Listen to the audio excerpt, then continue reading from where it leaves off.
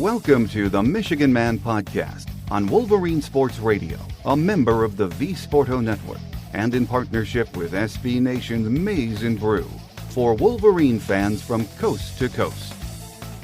Go Blue and welcome to the show. I'm your host, Mike Fitzpatrick. Recruiting analyst Steve Lorenz from 247Sports will join us today with his thoughts on the class of 2023. Before he jumps on, a few of my thoughts to get us started.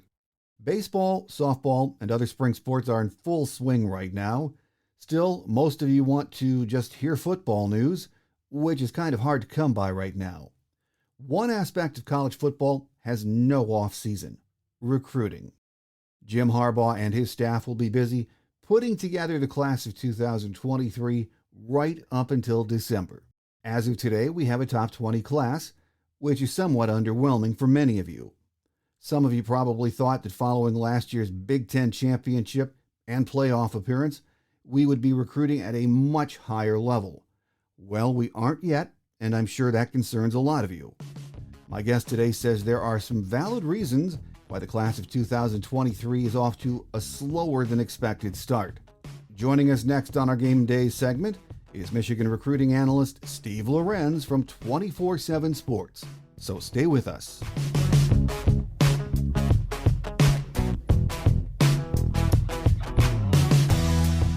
Here with us this week to catch up on what's going on in the Michigan recruiting world is Steve Lorenz from 247Sports. Steve, been a while. It's great to have you back with us. Thanks for having me on, Mike. Appreciate it. As you know, recruiting always a big thing for your readers, our listeners. A lot of folks are on top of recruiting every day, some not so much. So for the sake of those listeners who have been, sort of paying attention to what Michigan is doing, let's talk about the hard commits that we have in this class of 23, Steve, and get your thoughts on each one of them. Let's start with Raylan Wilson, 6 foot, 205-pound linebacker. He's a 4-star. He's from Tallahassee, Florida. Great player. Like you said, Tallahassee, Florida.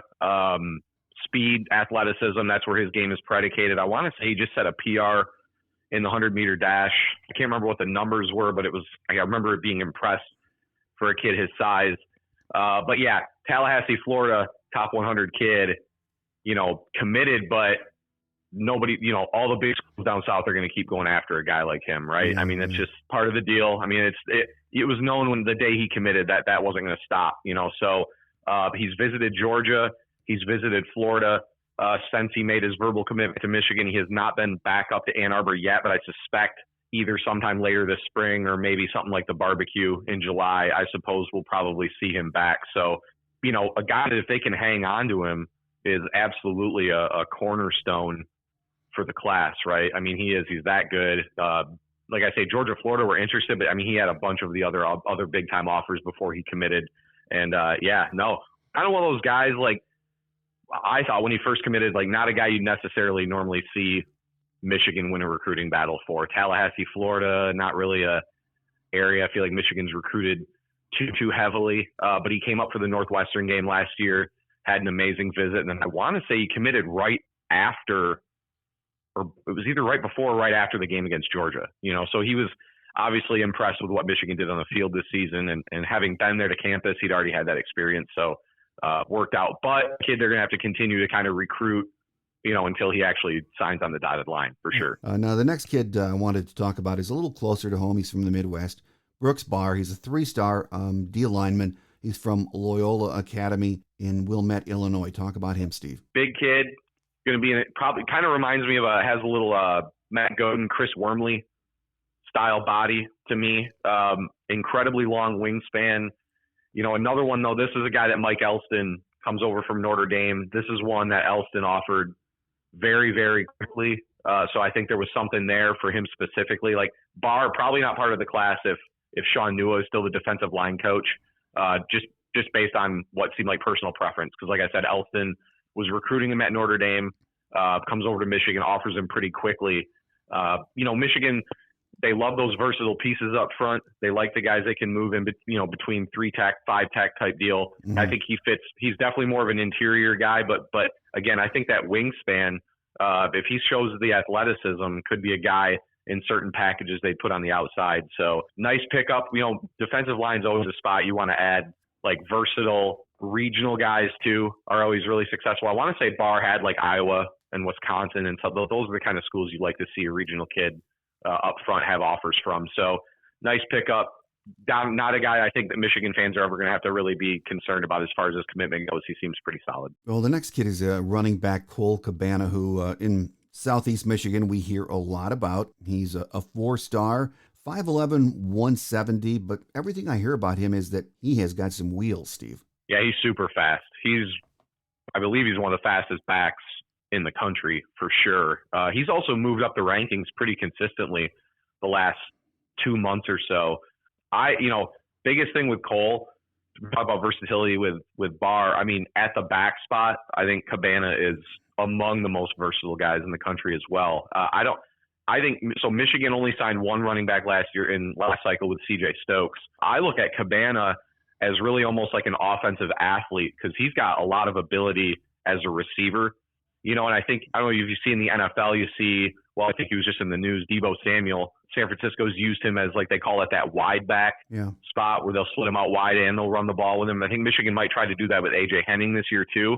I think that's really where they kind of view Cabana as a guy who maybe more, we're Henning more wide receiver than back, Cabana more back than wide receiver, but can do both can perform at a high level in both roles. So I think he's a really exciting piece to Michigan's puzzle because you can't teach speed and you can't teach a guy that can do both of those, like both receiving and running the ball at a high level. So, he's one more than most guys in the class, even though he's already a 4-star. Kind of interested to see where his ranking and rating goes from here, because I think if he gets in front of some more eyes and goes up against some more national guys at some of these camps and stuff, I think is a guy that could keep moving up. Well, another local kid that we already have a commit from is out of West Bloomfield. Small guy, 5'9", 178. He's a 3-star receiver. Not sure how to pronounce his first name, Steve. I think it's Samaj Morgan. Is that right? Correct. Yeah. No, so Samaj, Michigan's first commitment in the class, I want to say. Mm-hmm. I don't think he's quite KJ Hamler's a name that's been thrown around with him, like sort of one of the smaller but like really explosive and dynamic, receiving types. I always thought KJ Hamler was on a different level than any of those guys that have been described like that. And but Morgan is in that mold. Watched him at Ferris State last summer. Very impressive player. Was a guy that, even though he's only a 3-star, to me was like a no doubt pursuit for Michigan, because I think they took a couple bigger receivers last cycle. I think they want a couple slot types in 23. To just go into Ron Bellamy's backyard and take his best receiver out of there, and a guy that had other really nice offers is a big win. So again, another kid, no wavering on his commitment. I would expect him to probably sign and enroll early with Michigan as long as he's got the academic side of things wrapped up. So yeah, nice player. Another one, maybe a little underrated. I think we have him at like an 87 or 88. I think he's a guy, could be an 89 or 90 with a good offseason and a strong senior season. Well, as you mentioned, we only picked up one running back commit last year from C.J. Stokes. Cole Cabana has committed, which we talked about just a moment ago. But we have another running back, and I think he is a 3-star, Benjamin Hall from Kennesaw, Georgia. He's a big kid, 225 pounds. What do you like about him, Steve? I think they're trying to kind of find he's different than Hassan Haskins, but somebody that would feel like sort of, I think Haskins turned into way more than what people ever thought he was going to be. But that, his original role, and we've seen all the stats about how effective he is in short yardage situations. I think that Hall is somebody that they can do that guy they look at, they can do that consistently with, a guy that, so the thing with running back recruiting that's been very interesting is Mike Hart does not seem to throw out a ton of offers. A lot of the highly rated backs in this class do not have Michigan scholarship offers. He seems very deliberate in what direction he goes. So Hall was one of the first 23s that he offered, I believe, in the winter evaluation. And looking back, I think it's pretty clear Michigan probably vaulted right into the lead and sort of ran away with that one. So big body guy, especially short yardage back. So he might be one. Senior season will be really interesting to watch, because I want to say he played behind another big time recruit. He played at North Cobb in Kennesaw, Georgia's like one of the most loaded programs, Georgia's loaded as it is, but that program is super loaded.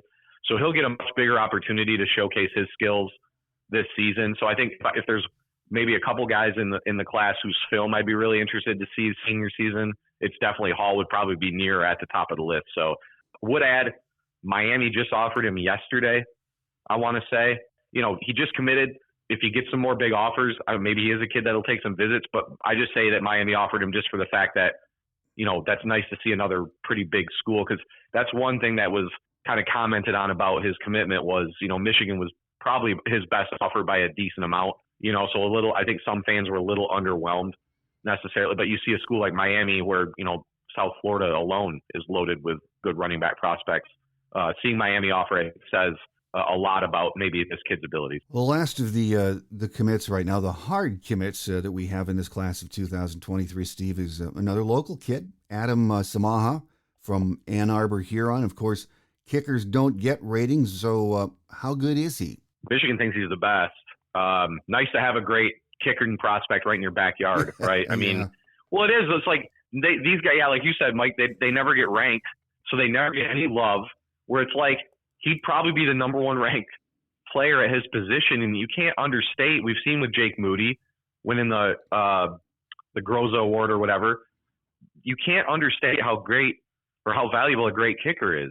So these guys, because I'm always partial to special teams. I love talking about special teams. I like reading the statistics on special teams. He's a really big commitment. Like it's nice to just be able to kind of get a guy that's right down the road who's as elite as he is. So I think there's some connections to Michigan. I mean, it was pretty much a slam dunk when they offered. But I'm huge. I've actually tried to talk to 24. Like, we need to revamp like the specialty. We need to figure out a way to like accurately portray how valuable a special teams commitment is, because like you said, like a lot of these guys aren't even ranked or rated. If they are, it's like low 3-star. It's like, I just don't really think it's an accurate portrayal, because like I said, we've seen how valuable these guys can be and how much special teams can change the game on a week-to-week basis. So, Adam always just kind of gets tossed in and they got a kicker commit this year. But I think these are always important commitments for sure. You just can't understate how great having a great kicker on your roster can really do for you field position-wise, and scoring points in the field goal game. Absolutely. I agree with that, Steve. I think most people do. Well, those are the hard commits that we have. So that means we have a lot of offers out there. So let's talk about some of the kids that that are warm on Michigan or leaning our way. The one that I get the most questions about, Steve, is 5-star Dante Moore, quarterback from Martin Luther King, 6'2", 195. It sounds like he had a recent visit to Notre Dame, and they made quite an impression on him too, Steve. Yeah, so Dante, I'd plug our site here real quick, because my colleague Sam Webb just did a great long-form, in-depth video interview with Dante. He was at Detroit King earlier this week or late last week. If anybody wants like the deep insight on what's going on there, I would definitely check all that out. We've talked about Dante probably more than anybody. You're right. I mean, naturally though, Mike, right? I mean, he's the highest ranked quarterback out of the state in years, might be the best quarterback prospect in the state since, I thought, Drew Henson, probably, right? I mean, maybe Devin Gardner when he was in high school, but I would say, I'd probably take Dante Moore. But yeah, Michigan battling interesting group of schools. Notre Dame, obviously, Oregon, LSU, Miami. I mean, if he was releasing a top 5 right now, I think that would be his top 5. It'd be Michigan, Notre Dame, Miami, LSU, and Oregon. I still think this will be Michigan or Notre Dame, but Notre Dame has done a really, really good job here. I would argue right now, even though the two schools don't play again until 33 or 34, right? It's like 10 more years or something. Mm-hmm. I think the rivalry between these two schools is as heated as ever because of the recruiting trail. They're recruiting so many of the same guys right now, more than I've ever remember. And Dante's at the top of that list. So going to be a really, really heated battle over the summer. He's set officials to LSU, Oregon, the other three, the LSU, Oregon, Miami, I believe. To me, that says he wants to get it over before his senior season. Maybe he doesn't, but usually a guy takes their summer officials. They're not going to drag it out too long. So will be interesting to see if and when he sets a Michigan and or Notre Dame official, right now, I think it's probably those two schools. But I'd give the Irish the edge as of right now. I mean, I don't think there are any crystal balls in for Dante yet. If I was pegging a leaderboard, it would probably be Notre Dame 1, Michigan 2. And, Notre Dame's just done a really good job recruiting a lot of guys right now, and they've become a bigger problem than they ever have for Michigan. Well, of course, we will watch that as we get into the summer and closer to the season. That would be huge if Michigan can get a commit from him, of course. So let's talk about some of these other kids that we are in on, Steve. Another running back. We've already got 2 hard commits from running backs, as we discussed, but there's Jayden Limar, I believe. 4-star out of Lake Stevens, Washington. Is it possible where we would take 3 backs? I think they'd aim to take 3, Mike. Honestly, I think Blake Corum probably would go if he has a good year if he has a good year in 2022. They've been aiming for 5 scholarship backs. That's why they tried to take a second Stokes last cycle. It didn't happen. They tried to go after Diamante Trianum out of Arizona State in the transfer portal. He committed to Ohio State as a linebacker instead.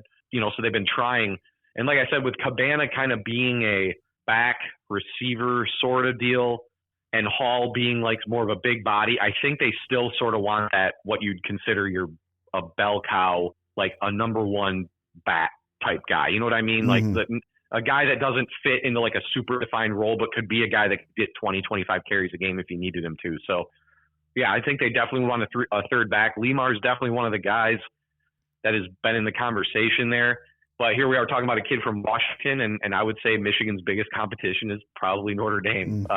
He's been to South Bend a couple times. He's been to Ann Arbor at least once. But yeah, I would say Notre Dame, again, probably the biggest competition, and it would not surprise me if Notre Dame led there right now, honestly. So, they want 3 backs.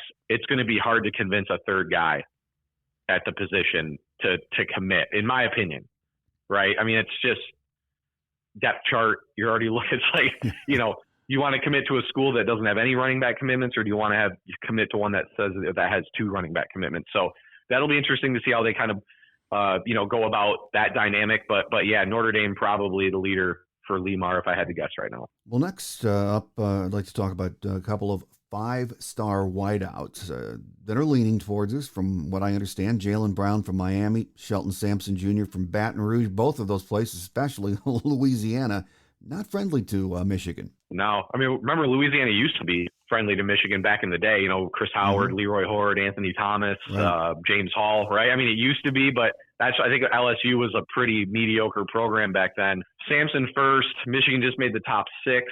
I was told, I can't remember the name of his school, but he goes to Baton Rouge. He lives in Baton Rouge. There are some schools in Louisiana, not many, but there are some that, kids feel free to go other places. His school apparently is not one of them. I would be very surprised if Michigan beat LSU out in this one. They really, with his top group, I know there's Texas A&M was in there. I think Oregon. Michigan really kind of felt like the outlier in that group, but he is a guy they do think they can get up to campus at some point. And, Ron Bellamy, a Louisiana native, got to think he's the 100% the reason Michigan's in this one. So a guy I think worth trying for, because I think he's big time, but definitely not a guy I'd get my hopes up with. So, and then was Jaylen Brown the other guy you mentioned. Josh Gaddis leaving for Miami. That's one recruitment where that didn't help Michigan. Brown, obviously from Miami, Gulliver Prep, has probably been their top overall target at receiver since the 23. I mean, basically since they could start recruiting that cycle. He's a guy though he's already been up a couple times. He's expected to come back up at least one more time, if not 2 more times. So not a guy I'd write off for sure. I think Michigan's still in it, but Miami tougher than ever now with Gaddis already there. And again, just the proximity to Miami, they have that. Chris Stoll's come in with a lot of hype and everything. So Miami was already becoming more of a factor before Gaddis came. But with Gaddis, his primary recruiter at Michigan, now the OC at Miami, I think that one's going to be a little tougher. But that one's not insurmountable in my opinion. That one's one, if Michigan does a good job this offseason, maybe has another good season, that's a guy I could potentially see still being a part of the class. Well, those are the 2 big receivers we hear about the most. There's also a tight end that we do hear about. He's a 4-star. Raylan Williams from Central Catholic, but another kid who's out in Oregon. Yeah, these kids are like, Michigan's like going stretching the country out here this cycle. They really are. It does feel like there's more guys. I mean, they're recruiting. I don't know if we'll talk about them, but they're recruiting another kid out of Idaho. Again, they got Colson Loveland last cycle. Mm-hmm. But Riley Williams, another one Michigan made the top group. Probably, in my opinion, is the best tight end that they've recruited this cycle. Grew up Oregon fan, lives in Oregon. I think that'll be another one that's a tough pull, but he's another one, though, that I think will get to campus at some point, right? So that's one where you wait. That's those guys like that. You talk about Shelton Sampson, you talk about Riley Williams. Those are guys that you wait for them to get up there and then see how it goes after the visit goes. That's really the only way you can gauge if Michigan's going to have a real shot or not is can they get him there? And when they do, how does it go? The hope is what we've always been told is an out of region kid. You almost have to get him up twice if you want a real shot, right? So get him up, try to get him up for an unofficial at some point, and then secure one of the 5 officials, and then you'll have an actual chance. So that's why I look at it I always look at the barbecue, some of the camp days in June. Can Michigan get some of these guys up for an unofficial and then maybe go for an official during the season? I would put Williams and Sampson in that camp for sure. But yeah, Williams would be a huge. Michigan's always done so well at tight end, but I think they want to take 2. Tight end actually, real quick. I don't think people realize we had a lot of crap on the board for talking about tight end being actual need. They could lose 4 scholarship guys this offseason. They would, with Eric All, Schoonmaker, Honigford, and Selzer, right? And all 4 of those guys dressed for every game last year. Mm-hmm. Yes, they've recruited the position well, but we know Michigan likes to use the tight ends a lot. So I think tight end's quietly a spot where Michigan wants to get a second guy for sure, and then see where it goes from there. Let's move into the interior offensive line and talk about a couple of guys who are leaning Michigan's way. Amir Herring, 6'6", 280, another kid out of the West Bloomfield program, Steve. Herring's, I would call he's another one, a guy that I'm really interested to see where his ranking goes because he has destroyed it at the camps this offseason already. A guy to me should be a shoo-in for Michigan. There's questions about how high he is on Michigan's board, I think. I don't know how true that stuff is. I know the crystal balls are leaning Michigan because that was early in the process. I think he was very close to verbally committing to Michigan. He's another guy, just released a top 8. Obviously, Michigan's in it. Sharon Moore's recruiting him. If Michigan pushes hard here, I think they'll end up getting him. I think he projects as a potential center. So I think if you're Michigan, I don't know what you're waiting for. This kind of reminds me of the Raheem Anderson recruitment a couple of cycles ago where it felt like Michigan wasn't all the way in for a while. And then I think they woke up and realized, this is definitely a kid we should take. That's where I kind of think things are at with Amir Herring.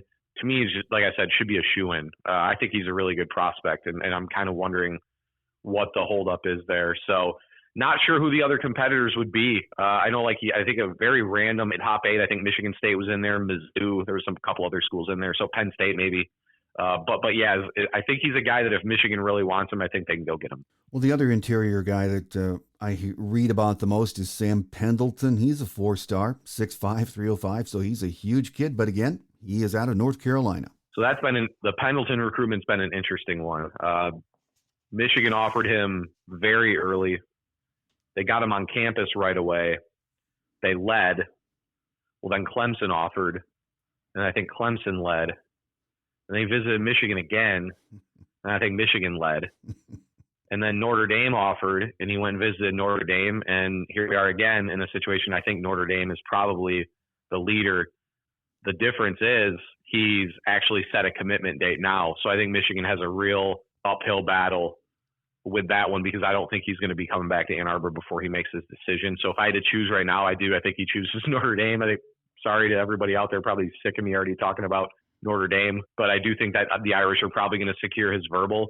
Only thing would be if he does end up deciding to take, some more visits or whatever, that would be the hope for other programs. Cause I could see a situation where he's not a kid, he verbals elsewhere, but maybe I could see Michigan maybe continuing that pursuit, right? That would be one I maybe would still keep an eye on just to see. But otherwise, yeah, I'd be surprised if it wasn't Notre Dame as of now, which, yeah, I mean, I think he did work his way into low 4-star territory, but he's definitely a guy Michigan thinks really highly of him. That would be I would consider that a definite loss for them because I think for a certain period of time they thought they were in good shape with him. Herring and Pendleton are the two interior offensive linemen I've heard the most about, but who else is on Michigan's radar for the interior? A couple names. Roderick Kearney is one out of South Florida. Is a kid that Michigan, I think, has done a pretty good job with early.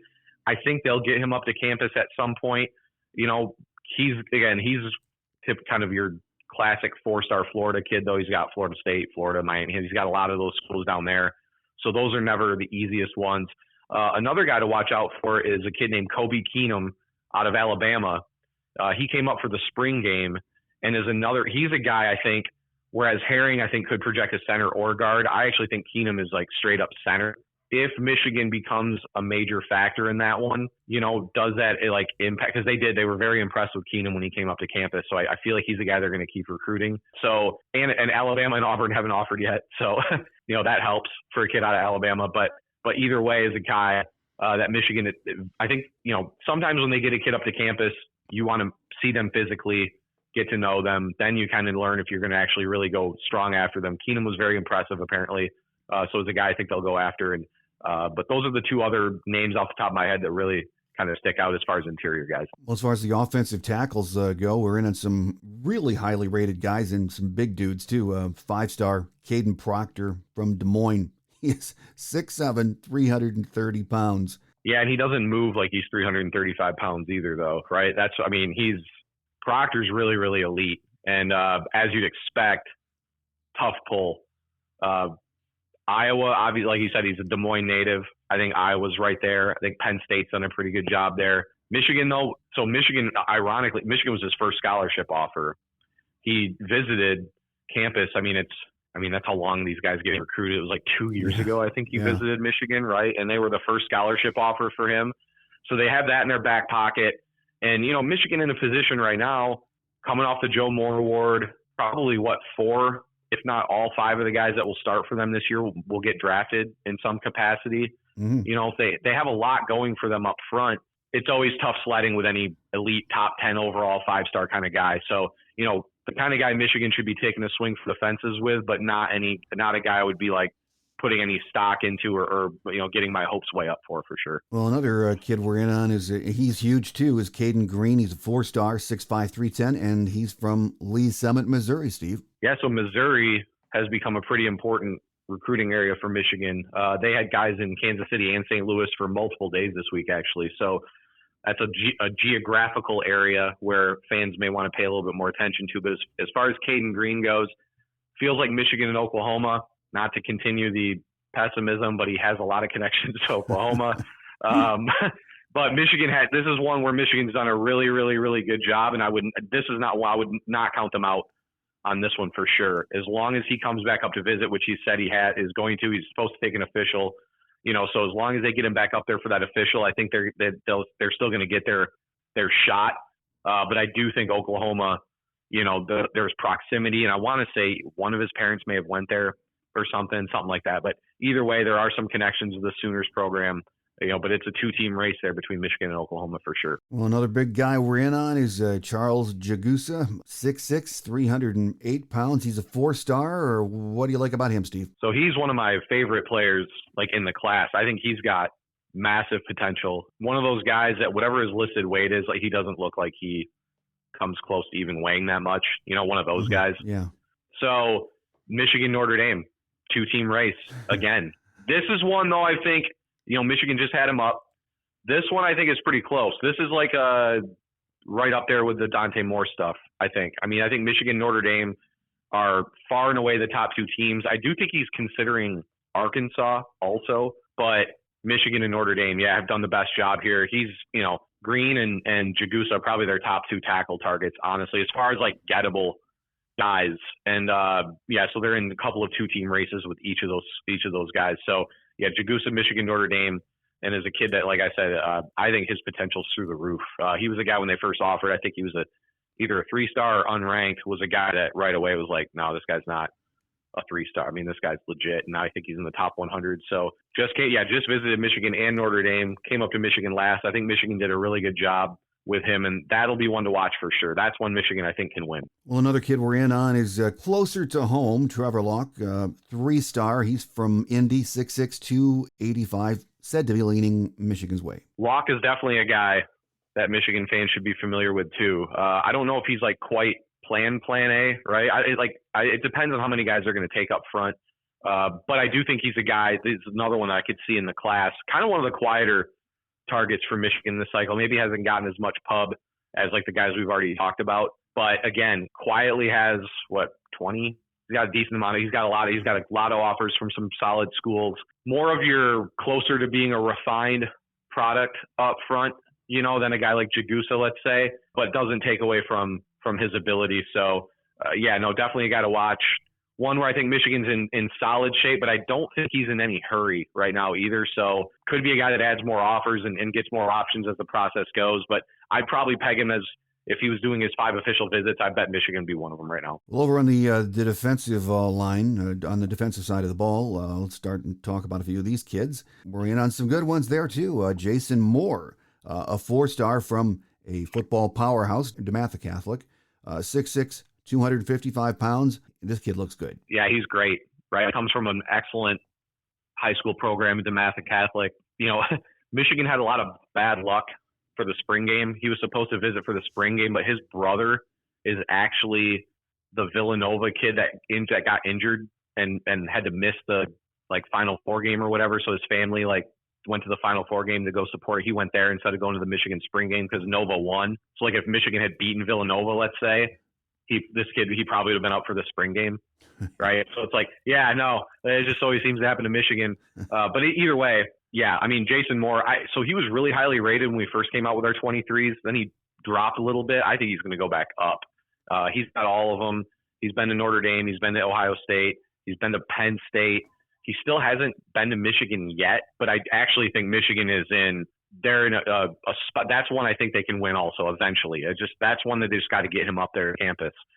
Mike Elston had a good relationship with him at Notre Dame. That's one recruitment where Elston's the relationship he had built with Moore at Notre Dame will actually help Michigan's chances here because he really likes Mike Elston a lot. So that's one where I think Elston can be a huge asset. And yeah, I think he's a big timer. He's a guy. That's an interesting size, because I think he's a guy that could play on the edge for sure, but he's also a guy that could move inside a little bit, maybe sort of how they use Hutchinson, Hutchinson would stand up sometimes, then put his hand down. I think that's the way they could really use more. Well, another big kid on the D-line that's leaning toward us is John Walker, and he's from Kissimmee, Florida. Big guy, 6'3", 310 pounds, but again, he's a Florida kid. Right, and Walker's one that hasn't been up yet either, but is a guy another one that I think they expect to get up to campus at some point. He's another one, big time, probably a top 100 in my opinion. I don't think he's quite there on our rankings, but is probably maybe the best, not run plug, not your 340 guy, but that best 300, 310 guy that they're recruiting probably. There's another kid named Jordan Hall, I believe, on the interior line is another one that's really, really good that they like. But yeah, Walker, big time national recruit. Not every guy that's being recruited by 50 schools is a 5-star. There's always those, especially in the interior line. We know how important and how hard it is to find an elite interior lineman. And so I think Walker's recruitment has kind of borne that out. But again, Michigan's done a pretty good job there. It's just a matter of getting them up to campus and seeing what they can do when they get them there, right? Well, we're also in on another 4-star, Devin Houston. He's playing at St. James in Sharpsburg, Maryland. Another pretty good-sized kid, 6'4", 270 pounds, Steve. Yep, that's actually Caleb Houston's brother. Right. On the Michigan team, right? Another one that Elston kind of, I don't want to say brought over, but is a guy that he was interested in at Notre Dame and offered pretty early on at Michigan. Notre Dame again. It really is. And he's visited both programs. You would hope that his brother, having played for Michigan, would help Michigan here. I mean, it's obviously not hurting them. But again, this is one, as things stand right this second, I would say Notre Dame is probably ahead there. But this is another one I think Michigan, because of those connections, and he had a good visit, this one I think Michigan could get back into. We'll have to see. Michigan's actually in on a lot of D linemen. It's going to be interesting to see who they get when. because there are a lot of options, and Houston's right in the mix there. Well, the only local kid that I see listed consistently as a 4-star, it's Jalen Thompson from Cass Tech. Not an overly big guy, though. Every time I see his height and weight, it's 6'3", 245. Does that sound right? Yeah, more of your – I'm trying to think like who would be on Michigan's roster right now, compare him to. He's more of an edge for sure, right? I know he's listed at we've changed it to like DL and then edge. Yeah. And I think there's like a little bit of overlap there. I would call him more of an edge spot. I think Thompson's leaning Michigan State. I don't think Michigan I don't think he's A1 priority.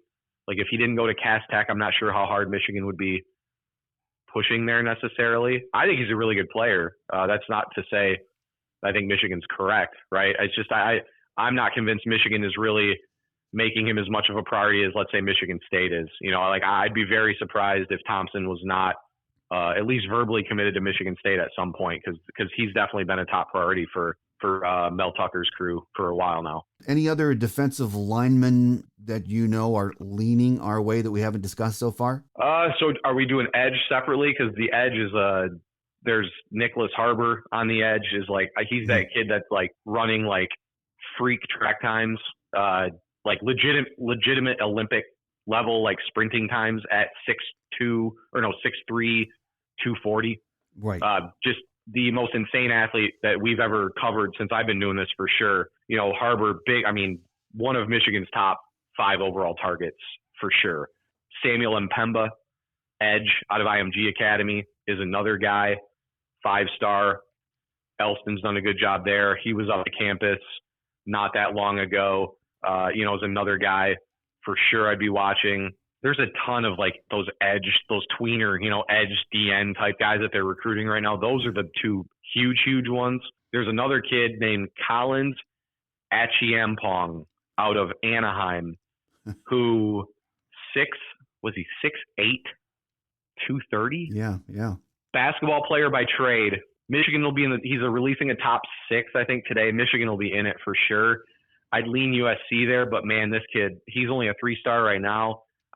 He's another one that's got potential through the roof. You're really starting to see schools just recruit pure athletes at that spot and then just use your coaching ability to turn them into pass rushers.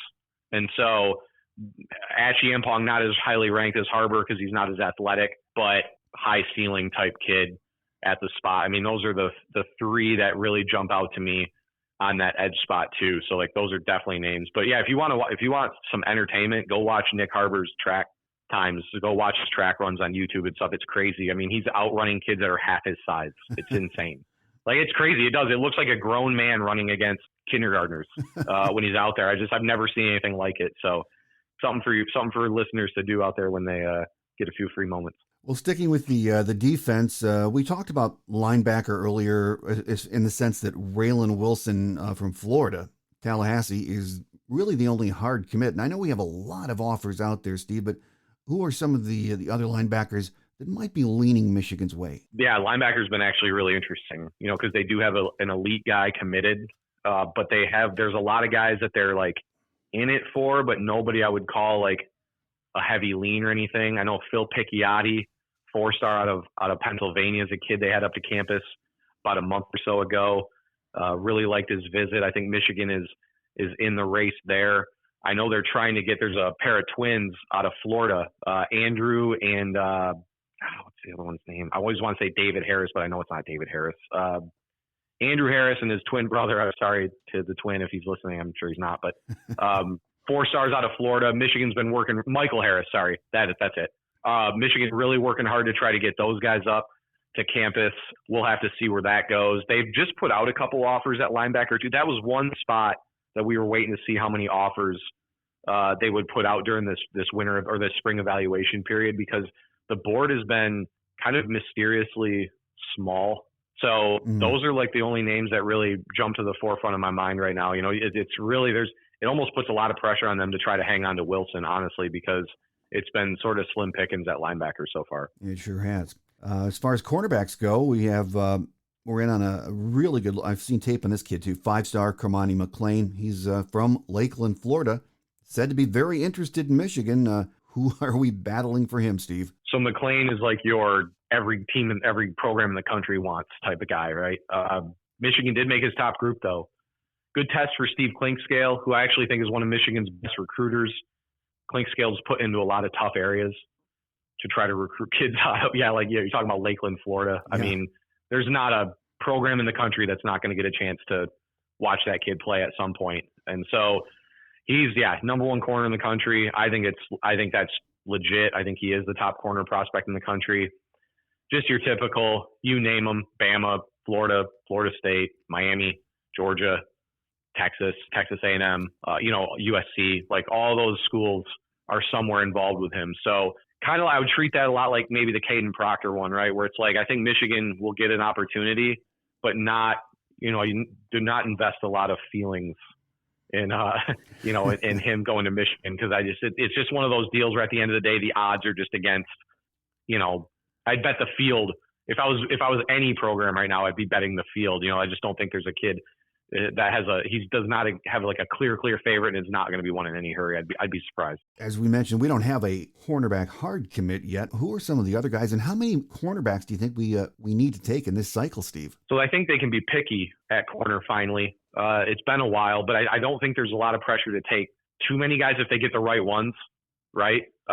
Malik, they just made the top group for Malik Mohammed out of Texas. I think that was a little bit of a surprise. There's a kid named Jair Hill out of Illinois, is listed at athlete, but projects the cornerback for Michigan. I really, really like him. I think he's a guy that could end up in the class. I don't know if we have him in an 88 or 89. I think he's a 4-star for sure. That's one where Michigan was one of the first to offer, and they've done a really, really good job there. I'm trying to think of some other guys. Dalen Austin was a guy they were recruiting for a while. I don't know if they made the top group there out of Long Beach Poly. Malik, or what's the kid's name? Beasley out of Washington. There's a kid out of Seattle that they've been recruiting. Caleb Presley, that's the kid's name. Came out from the same program as Josh Connerly, the offensive lineman who was going to commit to Michigan at some point, but signed with Oregon instead. He came out to campus, is another top 150 type kid. Corner, they're recruiting, we talk about guys from all over the country. Mm-hmm. Corner's one spot where they're in a lot of those like national type recruitments. So I think there's because they can swing for the fences right now. I mean, they just signed maybe their best cornerback group that they've ever signed or close to, with the guys that they got. I mean, Will Johnson's already in the 2 deep. They got guys. So I think they can afford to be a little bit more picky and take a swing at a guy like McLean.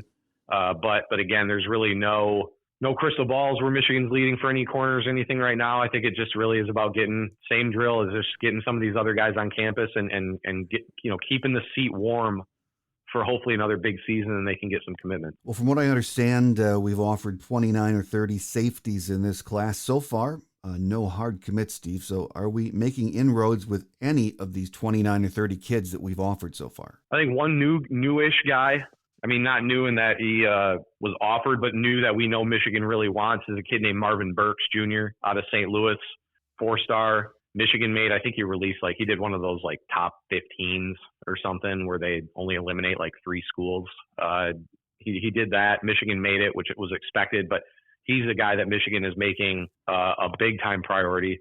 Is a kid I think Michigan would have a real shot at too. That's why I talk about Missouri, as a spot where Michigan could really do some damage. And then another big time ranked guy.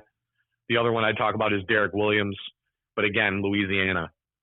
He's already been to campus though. So that's, I talk about getting a guy up out of region twice.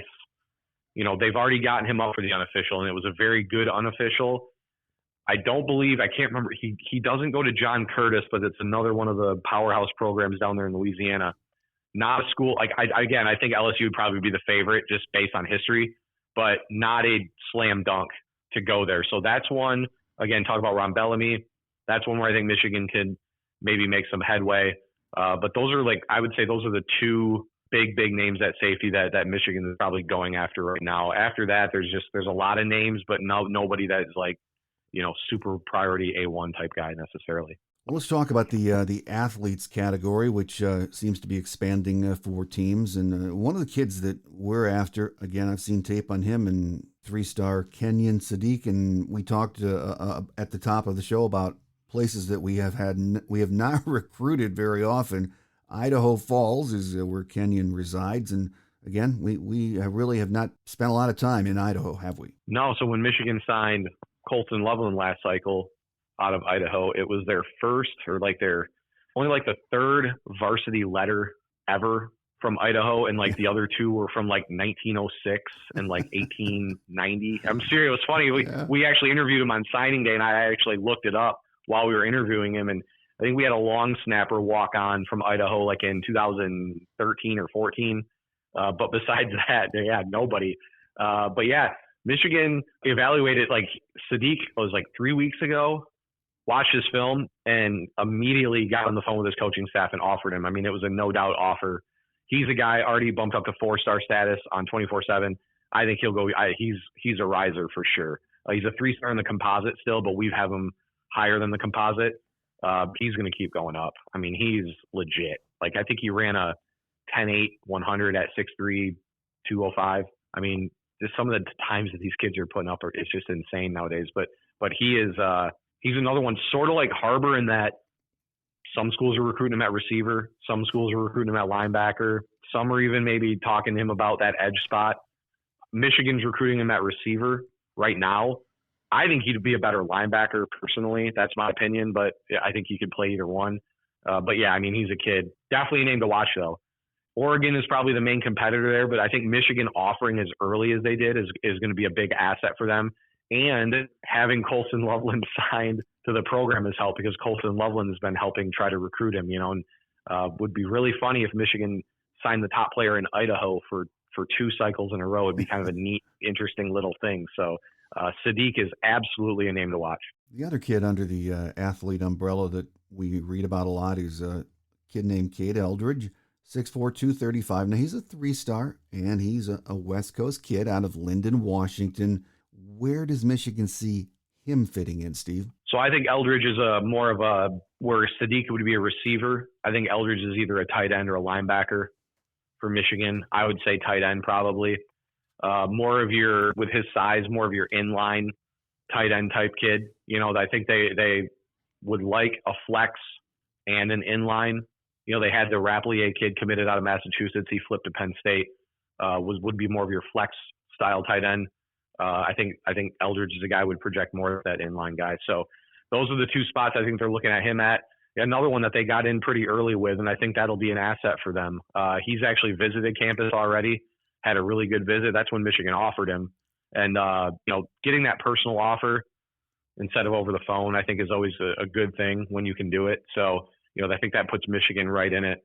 And, yeah, there's a lot more, like, versatility is just the name of the game now. There's so many guys. There are guys that are listed at regular positions, I think, that you could just move to athlete, actually. That's another – talk about revamping the special teams rankings, trying to figure out a better way to rank the guys that are listed as athletes or position them was something else that I think is necessary, because there's so many – kind of like, in basketball, they talk positionless basketball now. I mean, there's not quite that to that extent, but there is some positionless, at least recruiting wise, positionless stuff that goes on. I mean, it's really about get a kid on campus and see where they fit best. But yeah, Eldridge probably linebacker or tight end for sure. Well, as of right now, Steve, this class is rated, pretty much by most recruiting services as 16th nationally. You and I talked about this before we started taping today.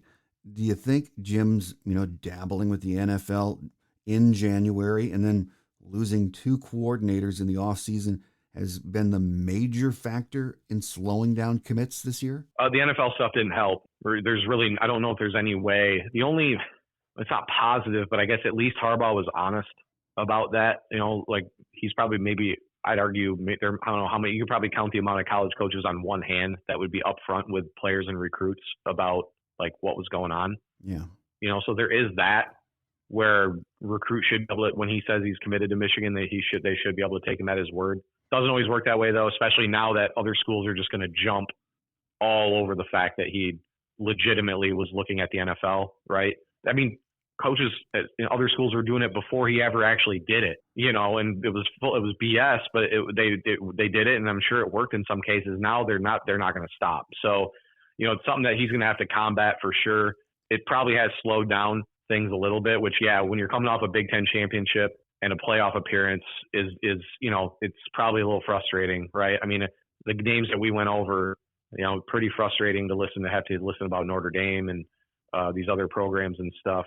But that's where I think this summer period where they lead up to their big barbecue, I think Michigan can kind of regain some momentum there, get some of these other top guys. Because at the end of the day, it's about development. Michigan is developed. It's about winning and development. Michigan now has proven they can win. They've developed at a high level as anybody, and at a wide variety of positions too at this point. So, if you're an edge prospect, Michigan should get consideration without even hesitation, right? They should at least get a look just with all the names and the guys that they've produced in the last 5 or 6 years. So, things have been kind of weird. Like I said to you before we got on, it's been a weird spring. But I do think the best of the spring summer is yet to come. I think you should hope it is, but I really do think it will be. And, the coordinator stuff, I think Gaddis leaving probably didn't help. McDonald, maybe not as much as Gaddis, for sure. I think Gaddis was a little more hands-on on the recruiting trail, for sure. So there is that. But I think the Harbaugh, the NFL stuff probably definitely had more of an impact. And, Michigan had another basically full turnover of their recruiting staff. Mm-hmm. That's one other thing that, every time I talk about, people will ask, what can Michigan do to recruit at the same level as Ohio State? They need some continuity there. It's been almost every year it's a new group, and Ohio State's had Mark Pantoni, since Urban Meyer was there, because he was with Urban at Florida, and so they've had the same guy running the recruiting department for 10 years, and Michigan's on their third straight off season of a new, you had Dudek, and then you had Courtney Morgan, and now you have Karshnia, no continuity there at all. So that, to me, that doesn't help, because, it's having to not reinvent the wheel, but it's everyone approaches everything differently. So it's a new approach. There's new approaches and stuff. So, it's just been a weird off season. I just think at the end of the day, though, winning as many games as they did and producing as many pros should result in they're not going to finish 16th. I'd be shocked, but we'll have to see how high they can get, and the other feather in their cap, the beginning of their schedule is a lot easier this year than it normally is. They're usually going into the heart of their season with one loss, right? And, when you start getting into the Penn State, Michigan State, Ohio States, Michigan's usually lost a game. They should enter conference season undefeated this year. And that is always when they'll probably be ranked pretty high in the preseason. You win those first few games. You'll probably bump up. There'll be a couple upsets, I'm sure. You'll bump up a few spots. You could be talking about a top 5 Michigan team when they go to Kinnick, to take on Iowa for their first really big challenge of the year. So I think that's another area where it's once the wins start coming back in, the good feelings start coming back, I think you'll start to see it resonate a little bit more with some of their top guys. Well, final question before we let you get away today, Steve. And I get these questions daily, and I have no idea. To me, the NIL is the Wild West right now. What is Michigan doing on that NIL front to be competitive with other Big Ten and national programs, or do we even know? We know to some extent. You want my honest opinion? I think you get down south. I always called it before NIL. There was the shenanigans. Yeah. I would say now it's NIL probably plus shenanigans still. I don't think the shenanigans have gone away. So there's the NIL factor there. With Michigan, I think Michigan tries to do everything by the book, at least as much as whatever. The Valiant stuff with Jared Wangler. I think what Michigan's aim and goal is to try to give their players the easiest avenue, because Michigan can't have any direct hand in a lot of the stuff. All they can do is expose their athletes to boosters or whatever, right? And so I think that's what Michigan's main aim is to try to increase their athletes' visibility so that they get opportunities. We have seen guys, I think JJ McCarthy got a truck or whatever, we've seen a couple of guys get the car thing and all that stuff. So as far as it is, the Wild West, it is, and it might be even more wild than it ever has been somehow. So that's I think Michigan is doing a good job there. I just don't know if it's as good as a lot of other programs are, because it's all relative, how loose some of these schools decide to play it, because I feel a lot of schools can kind of play it, and if something happens, they throw their hands up and say, we didn't know, what, there's no rule. Like that type of crap. I mean, it's like we just saw Kansas and North Carolina play for the national championship in basketball, and both schools were just supposedly hit with huge NCAA violations like 3 or 4 years ago. You know what I mean? Like, just so it's Wild West to the extreme. I think Michigan's doing what they can and trying to do it in a way that's not going to get them caught for any type of violations or whatever. So it is, though. It's a Wild West, but it's also there's a lot of mystery behind it too, because nobody knows exactly how the sausage is being made in a lot of situations. Absolutely. I mean, we'll just have to see how it keeps on developing. But yeah, I don't think many people you talk to have any idea. There's no continuity. Everyone is doing what they want for the most part. So yeah, it is the Wild Wild West. So I'm sure we'll be talking about that plenty in the coming months and years. But today, our guest, of course, has been Steve Lorenz from 247 Sports, and we have covered a lot of ground, Steve.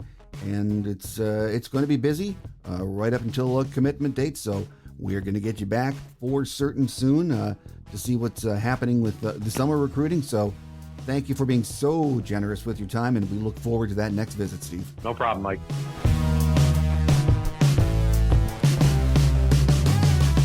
On Quick Hits today, thanks again to Steve Lorenz from 247 Sports for joining us. As most of you know, we spend plenty of time covering recruiting during the busy summer months, so Steve will be back with us very soon. We had a long interview today, so we will cut it short. Thanks for joining me, and don't forget to tell your Michigan friends and family about the show. Have a great Wolverine weekend, everyone. I'm your host, Mike Fitzpatrick. Until we meet again, take care, and as always, go Blue. Thanks for joining us today on The Michigan Man, here on Wolverine Sports Radio, a member of the V Sporto Network, and in partnership with SB Nation's Maize and Brew. Our listener lines are open 24/7 for your calls at 313-263-4842. That's 313-263-4842. Or email us at themichiganmanpodcast@yahoo.com. That's themichiganmanpodcast@yahoo.com. The Michigan Man Podcast is produced at the studios of Robin Lynn Productions, Allen Park, Michigan, and is not affiliated with the University of Michigan. Go Blue!